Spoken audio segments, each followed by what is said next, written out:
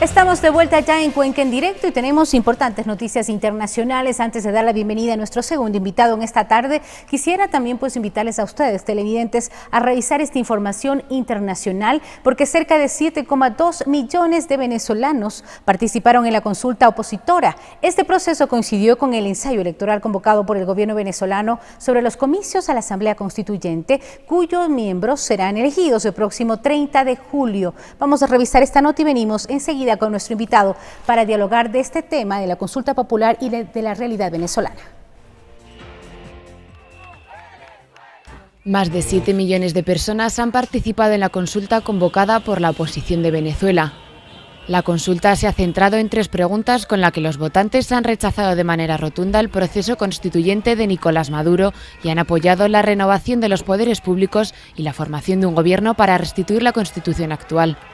El opositor venezolano Leopoldo López ha votado desde su casa al encontrarse bajo arresto domiciliario, mientras su mujer Lilian Tintori se ha acercado hasta una mesa de votación para ejercer su derecho. Voy a votar como queremos hacer todos los venezolanos por lograr la paz en Venezuela, la reconciliación nacional, para lograr el cambio que todos merecemos.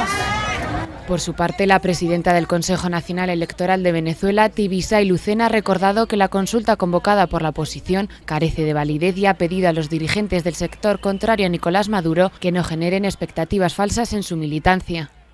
Esta consulta ha coincidido con el ensayo electoral convocado por el gobierno venezolano sobre los comicios a la Asamblea Constituyente, cuyos miembros serán elegidos el próximo 30 de julio. Durante la jornada, una mujer ha fallecido y otras 3 han resultado heridas por un tiroteo que se registró frente a una mesa de votación en el distrito de Catia, al oeste de Caracas. Bueno, y justamente sobre este tema vamos a conversar con nuestro invitado a esta hora de la tarde. Damos la bienvenida al doctor Andrés Martínez, analista social, analista político, sobre todas las situaciones que se han vivido no solo en nuestro país, sino a nivel internacional. Este es el tema que nos trae. Bienvenido, doctor, un gusto que esté siempre con nosotros. El plebiscito en Venezuela y su repercusión, esto a nivel internacional. Lo conversábamos brevemente, estamos viendo la realidad de Venezuela. Si bien es cierto, esto es un hecho más bien que refleja pues el sentir de muchos venezolanos políticamente, ¿no?, que ejerce una presión al gobierno de Venezuela en este momento. Bienvenido. Muy buenas tardes, Karina, y a los amigos que nos ven a través de Unción Televisión. Muchas gracias por la invitación. Creo que siempre es importante referirnos a temas tanto a nivel nacional, pero por supuesto a nivel internacional, y en este caso la situación de Venezuela, que al ser un país amigo y sobre todo parte de la región, nos importa y nos interesa sobre todo de un evento tan importante como el que sucedió el día de ayer, el cual, si bien es cierto y hay que aclarar a la ciudadanía, es de carácter simbólico, ya que el mismo no fue organizado por el Consejo Nacional Electoral, sino fue organizado por la Mesa de la Unidad Democrática.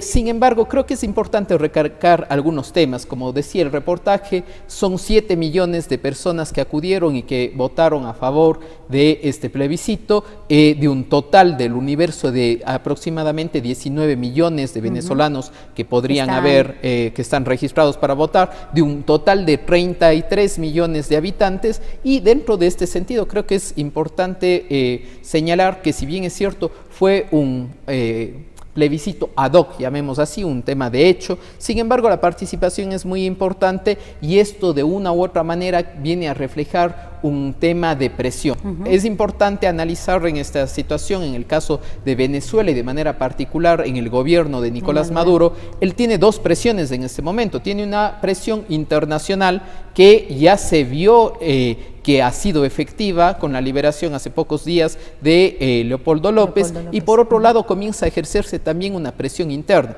¿Qué se decide el próximo 30 de julio? El próximo 30 de julio se decide si Venezuela va a cambiar su constitución. Muchos dirían, no va a haber mayor problema que cambie su constitución. Sin embargo, es el cómo se lo va a hacer.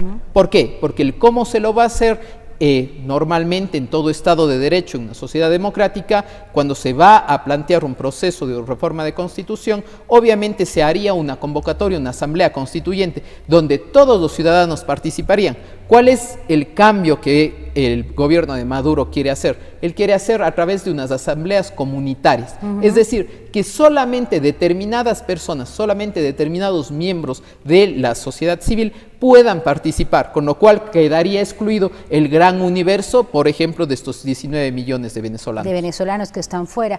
Ahora, ¿cuál es la realidad que usted ve, que percibe? ¿Qué es lo que está pasando? Y se ha dado ya en nuestro país. Se ve también y se siente, yo creo que ha sido reflejado con el propio mandatario actual, pues una división.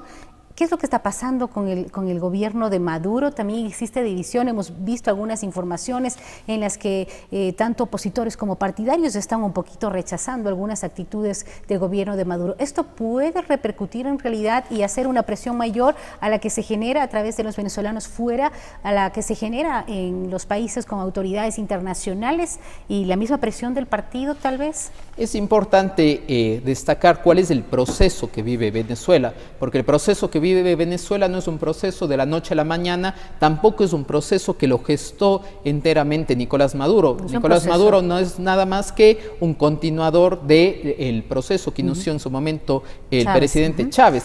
Y Chávez generó, para bien o para mal, sí generó realmente un proceso en lo ideológico, en lo político, en lo social, que, dicho sea de paso, se llegó a establecer como cimiento precisamente en esa constitución de la República Bolivariana de Venezuela.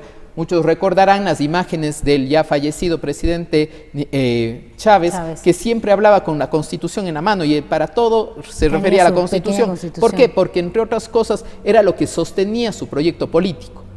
¿Por qué hago esta referencia? Porque si se quiere cambiar ahora la constitución, precisamente va a haber un choque dentro del partido y dentro de los ideólogos y de quienes sostenían al partido.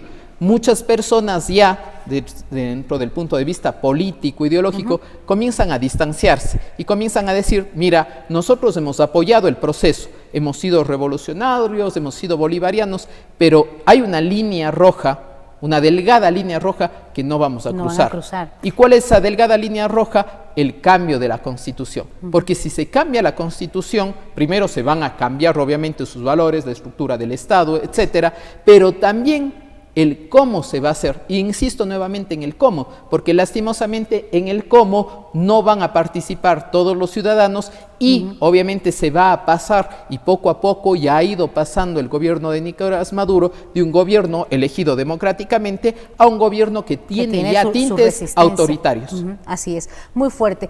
Se han cumplido más de 100 días ya, doctor, más de 100 personas fallecidas con las protestas de oposición también. ¿Qué es lo que esperamos del próximo 30 de julio? En realidad, ¿se ven en nuevos tiempos en Venezuela o la situación va a permanecer? Y con esto finalizo por cuestión de tiempo. Yo esperaría que realmente para el 30 de julio no se llegue a dar el proceso de una convocatoria de una asamblea. Creo que hay muchos aspectos en el plano internacional y por supuesto en el plano interno que van a impedir que eso se realice y obviamente que se llegue a un diálogo interno y sobre todo que a nivel internacional la presión sea efectiva y al parecer a nivel de Cuba y de los países amigos existirá realmente una presión sobre el gobierno de Maduro para que esto no se realice. Esperemos entonces a ver qué es lo que pasa el próximo 31, aunque como bien dice usted sería preferible para el país y sobre todo para los hermanos venezolanos. Muchos acá en la ciudad de Cuenca se acercaron también ayer domingo y en otras ciudades del país. Les daremos más detalles también en nuestra tercera emisión informativa. Gracias, doctor, un gusto siempre tenerlo. Lo invitaremos en posteriores ocasiones a ver qué es lo que sucede con Venezuela y con otros temas más de índole político importantes. Vamos a la pausa, ¿verdad? Me indican, vamos a pausa, tenemos más notas. Vamos a la pausa y regresamos en breve con más de Cuenca en directo.